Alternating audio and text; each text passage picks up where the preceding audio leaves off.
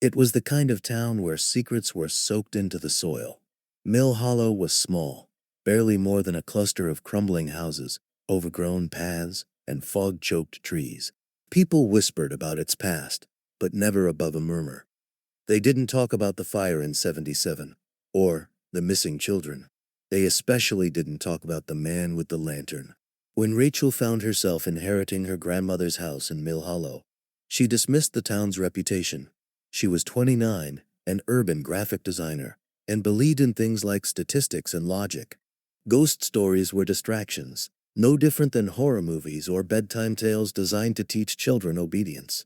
But on her first night in the house, the fog rolled in thick and silent. It crept through the trees and pressed against the windows like a living thing. Rachel watched it from her grandmother's bedroom window, her breath frosting the glass, until she saw it, a faint glow in the woods, a lantern, moving slowly between the trees. She blinked, rubbed her eyes. It was gone. She laughed at herself. Jet lag, stress, too much wine. But then came a knock. Not at the front door, at the window, ground level, just one knock. Sharp, like bone on glass. Rachel froze. She waited, but it never came again. She didn't sleep that night. In the morning, she found no footprints outside the window, no sign of disturbance. The fog had vanished, as if it had never been. The neighbors were few, and none seemed eager to welcome her. An old man walking his dog refused to meet her eyes when she waved. A young woman at the gas station smiled with tight lips but said nothing. Rachel went to the local library, hoping to find something, anything, about the town. The building was nearly empty. Dust motes floated through shafts of sun like suspended ghosts. The librarian, an older woman named Maureen, perked up when Rachel mentioned her grandmother. Sarah Finley? She was a kind woman, kept to herself. Her voice dropped. You staying in her house? Yes. For now. A pause. Did she ever tell you the story? Rachel arched an eyebrow. What story? Maureen leaned closer. The lantern man. Rachel scoffed.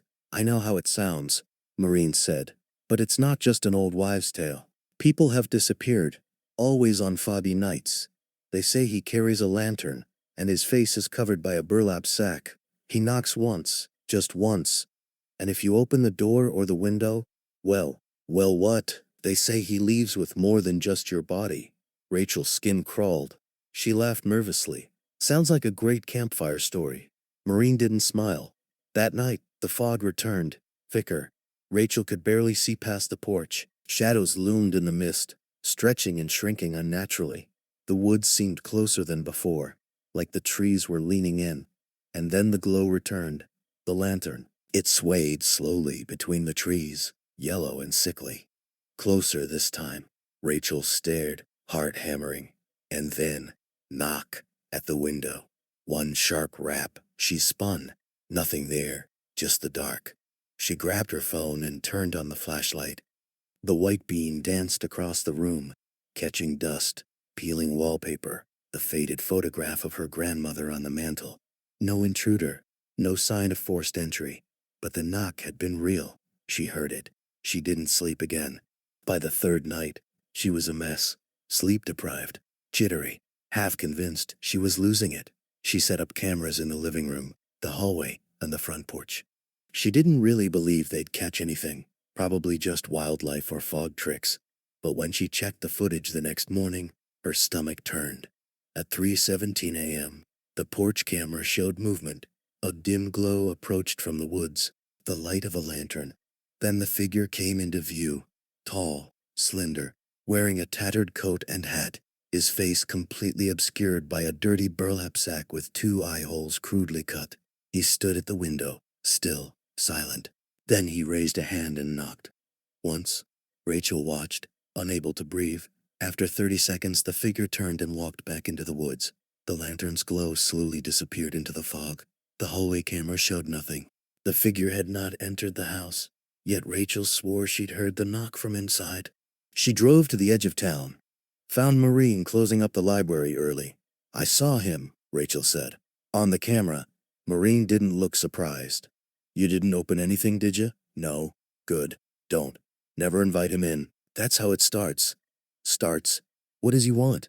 Maureen hesitated. We don't know. Some say he was a preacher, a long time ago. Others say he was a gravedigger who went mad during the famine. What matters is, once he marks you, it doesn't stop. The knocks come every night. He gets closer. Rachel shivered. How do I stop it? Marine looked grave. No one has. Not unless they leave town. Immediately. Rachel drove home fast. Started packing. But the fog rolled in faster. It was waiting for her. She locked every window, bolted every door, kept the lights on. The fog pressed against the house like a weight. The lantern glow came sooner, closer.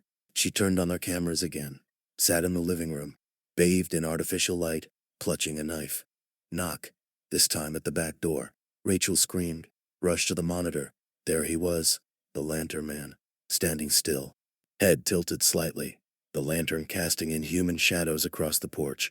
Rachel moved away from the door. Then came another knock. The side window, then the front. 3 knocks, 3 sides, then silence. Her phone buzzed. A notification. Motion detected. Hallway camera. Her blood turned cold. She pulled up the feed. The lantern man was in the hallway. Inside the house. She hadn't heard a door open. No glass shattered. No alarms. He just appeared. The camera glitched. Static. The feed cut out. Rachel backed away from the monitor, breath shallow. Something creaked upstairs. She ran. Rachel locked herself in the attic, pushed a dresser against the door, turned off the light, curled into the corner, clutching the knife like a crucifix. She waited. Hours passed. Nothing. At dawn, the fog lifted. When she opened the attic door, the house was empty. No sign of entry, no footprints. The cameras showed no hallway footage at all, just corrupted files. She left that morning. Didn't even pack. Months later, in a new city, Rachel still hears things. A knock at the window, a flicker of light at the edge of the woods. Always just one knock, never more. Doctors say she's traumatized, stress-induced hallucinations. But she knows the truth. She didn't open the door, but she saw him. And that was enough, because now he knows her face, and he's patient.